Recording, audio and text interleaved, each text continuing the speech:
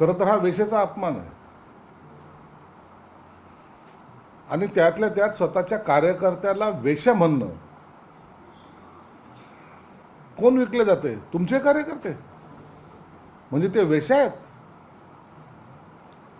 कमीत कमी एखादा गोष्ट सांगताना किंवा बोलताना याचं भान ठेवलं पाहिजे. राजकारणामध्ये एखाद्याने माघार घेतली, तो वेशात आला. इतके वर्ष तुमच्याबरोबर जो कार्यकर्ता काम करतोय, तुम्हाला त्याला अशा भाषेमध्ये बोलणं अत्यंत गैर आहे. मला वाटतं ह्या सगळ्या लोकांना, म्हणजे महाविकास आघाडीचे जेवढे लोक आहेत ना, त्यांना फ्रस्ट्रेशन आलेलं आहे. कार्यकर्ते त्यांच्याकडे टिकत नाही, ते पळतायत आता. अरे डुबणाऱ्या जहाजामध्ये कोणी बसत नसतं, मग हे कार्यकर्ते कसे टिकतील? 19च्या विधानसभेच्या वेळेला तुम्ही काय केलं? उभाटाबरोबर जेव्हा गेले, मग तुम्हाला काय म्हणलं पाहिजे? तुम्हाला कोणतं नाव द्यायचं? शरद पवारच्या राष्ट्रवादीला काय नाव द्यायचं? मग त्यावेळेला जर तुम्हाला कोणी म्हणलं असतं की तुम्ही वेश्या आहात, तर तुम्हाला काय वाटलं असतं? म्हणून बोलताना थोडं भान राखा. तुम्हाला सत्ता हवी असली तर वाटेल त्या तडजोडी करू शकतो, परंतु कार्यकर्ता जर बहुमत नसताना जर निवडणूक लढवायची मनस्थिती त्याची नसेल, तर त्याला या प्रकारे हिणवणं हे योग्य नाही आहे. म्हणून त्यांच्यावर आता भाष्य करण्यापेक्षा कार्यकर्त्यांनी तिथं न राहणं हेच त्याच्यासाठी चांगलं आहे. मोदी आणि अमित शहा यांच्या संदर्भात बोलण्यासाठी ते वट्टीवर असं म्हणाले की हा देश विकू देणार नाही, असं म्हणणाऱ्याने देश विकला आहे. ते पैसे आले कुठून? कारवाई दोघांवरही व्हायला पाहिजे. विकले गेले त्याची चौकशी व्हायला पाहिजे. आता देशाच्या पंतप्रधानावर कारवाई, इलेक्शन कुठलचं? विधान परिषदचं. आरोप कुठं? महाराष्ट्रामध्ये. कारवाई कोणावर करायची? मोदी आणि अमित शहावर. मला वाटतं यांना आता मेंटल हॉस्पिटलशिवाय पर्याय नाही आहे. म्हणून या वक्तव्याकडे आम्ही गांभीर्याने लक्ष देत नाही. संजय राऊत यांनी राज ठाकरेंची भेट घेतली. त्याला असं म्हणतात की राज ठाकरे असं नक्की बॅलेट पेपरवर निवडणुका झाल्या पाहिजे आणि हा मेसेज असा संजय राऊत उद्धव ठाकरेंना मिळाला आहे. संजय राऊत असंही म्हणतात की जोपर्यंत बॅलेट पेपरवर निवडणूक होत नाही तोपर्यंत सर्व राजकीय पक्षांनी निवडणुकीवर बहिष्कार टाकला. राज ठाकरेंनी त्यांची भूमिका पहिले स्पष्ट केली होती. आज जाऊन काय त्यांनी नवीन काही त्यांनी सांगितलंय का? नाही.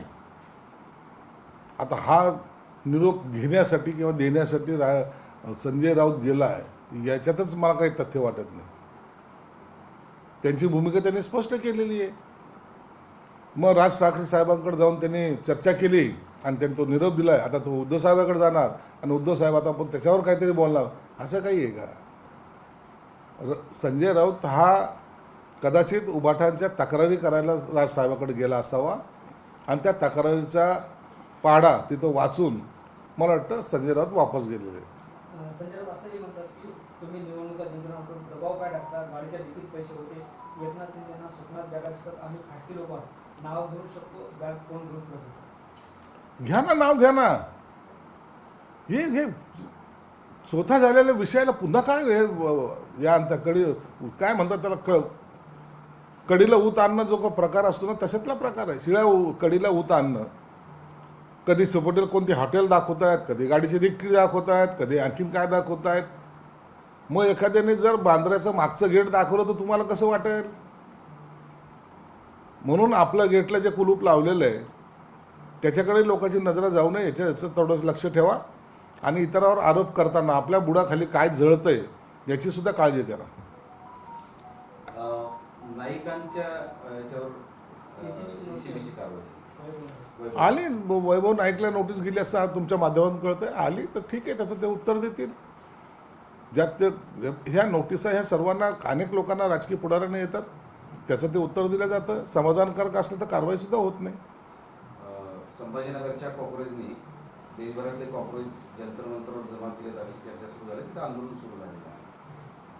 कॉक्रोच आता देशभरातल्या सगळ्या सत्ताधाऱ्यांवर आणि विशेषतः ज्यांची मागणी केलेली आहे, ज्यांची मागणी आहे की उच्च शिक्षण मंत्र्यांनी, केंद्रीय मंत्र्यांनी राजीनामा द्यावा, काय आज जंतर मंतरवर काय होतं हे आता आपण त्याच्यानंतर पाहणार आहोत. आजच त्या त्याचा जो काही प्रमुख आहे तो आलेला आहे वाटतं. यानंतर जे काही घडेल त्यानंतरच त्याच्यावर भाष्य केलेले योग्य राहील. थँक्यू सर दुबई नोकरीचे आम्ही दाखवते का शिक्षकाला फसवण्यात आले संभाळण्याचा प्रकार आहे फसवणुकीने त्याबरोबर तिला अत्याचार करत दलावंताला देखील आरोप म्हणजे लव्ह जिहादचा हा विषय नाशिक नंतर आता संभाजीनगरमध्ये पण निदा खान प्रकरणामध्ये मी पहिल्या दिवसापासून बोंबलून सांगतोय की निदा खान प्रकरण हे नाशिकपुरतं मर्यादित नाही आहे. याचे धागेदोरे पूर्ण महाराष्ट्रामध्ये विखुरलेले आहेत. याची एक चैन आहे हे मी वारंवार सांगत आलेलो आहे. आता त्याचा प्रत्यय येतोय. आता पुण्यामध्ये ते घडलंय, माझ्या संभाजीनगरमध्ये घडतंय, अनेक शहरामध्ये हा प्रकार चालू आहे. याला अत्यंत गांभीर्याने घेतलं पाहिजे.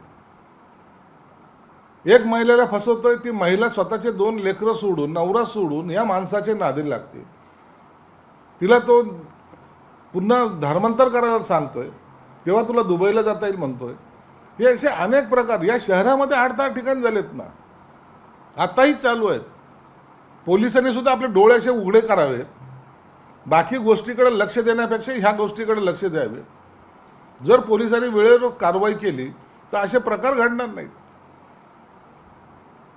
परंतु जर हे प्रकार वाढीस लागले तर 2 समाजामध्ये मोठ्या प्रमाणात तीड निर्माण होईल आणि याची जबाबदारी पोलिसावर राहणार आहे.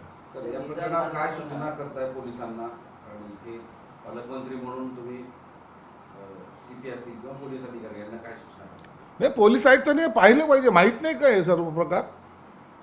पोलीस स्टेशनमध्ये आल्यानंतर त्या सर्वसामान्य महिलेचं किंवा तिच्या असलेल्या नवऱ्याचं किंवा तिच्या असलेल्या बापाचं किंवा भावाचं कंप्लेंट आल्याबरोबर ताबडतोब दाखल करून घेतली पाहिजे आणि तातडीने त्या दिशेने तपास केला पाहिजे.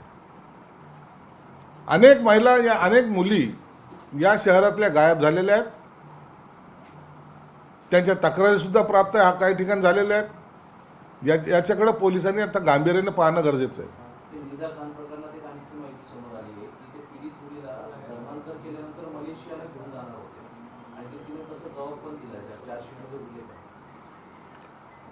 नाशिकच्या प्रकरणामध्ये जी पीडित महिला आहे तिचा जबाब जर पाहिला तर तिला अनेक प्रकारे टॉर्चर केले गेलेले आहे. तिला काय काय त्या कोणत्या जाकीर नाईक त्याचे काही भाषणं ऐकवलेत. तिचं मानसिकता कशी बदलेल यासाठी वाटेल ते प्रयत्न केलेत. तिच्यावर अत्याचार केलेला आहे आणि मलेशियाला जायचं असल्यामुळं तिला घेऊन जाणार होते पुन्हा तिला. म्हणून ह्या किती डीपमध्ये जाऊन ह्या लोकांनी हा प्रयोग महिलांवर केला यातून दिसून येते. आणि म्हणून आताही सांगतो, या प्रकरणामध्ये अनेक जे मुख्य आरोपी आहेत ते मोकाट आहेत. त्यांच्यावर कोणती कारवाई झालेली नाही आहे आणि ते फिरत आहेत. हे जे छोटे छोटे आहेत मासे हे गळाला लागलेत. आता मोठ्या माशाला पकडणं हे गरजेचं आहे. साहेब, कॉक्रोच जनता पार्टीला आता राजकीय समर्थन मिळताना पाहायला मिळतं. खासदार निलेश लंकेंनी समर्थन दिलं. त्या पार्टीवाल्यांना काय निलेश लंकेकडे काय पत्र पाठवलं होतं का? हे कोणीही उठतं, काही बोलतं. मतदारसंघ पहा, नंतर बाकी समर्थनाच्या गोष्टी करा.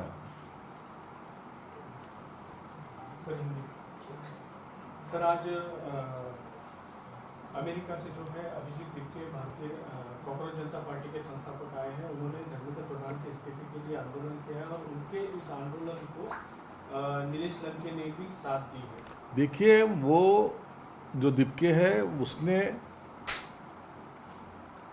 आज देश में आने की घोषणा की थी. वो आया है संस्थापक, या तो उसकी पार्टी कहीं रजिस्टर नहीं हुई. आज जंतर मंतर पे क्या होता है ये देखना पड़ेगा. और उसने जो CIT में जो गड़बड़ी घोटाले हुए उसके बारे में कहा है, तो उसके बारे में सरकार भी गंभीरता से ले रही है. बहुत सारे आरोपियों को गिरफ्तार भी किया है.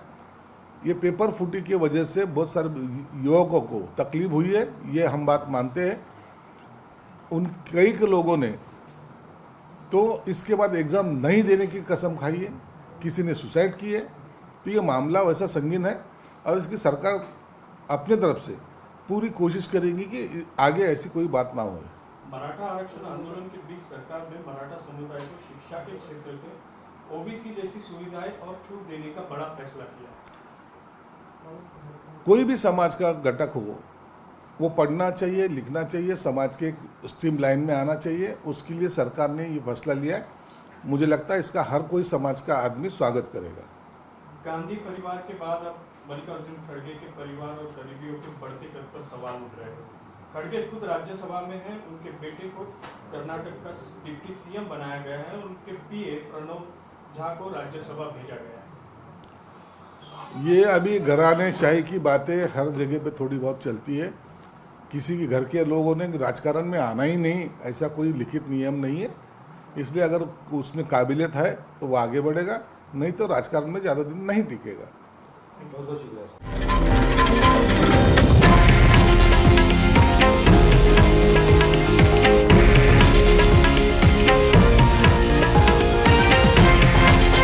हे आहे देशातील नंबर 1 न्यूज नेटवर्क आणि आपण पाहत आहात TV9 मराठी, एकमेव।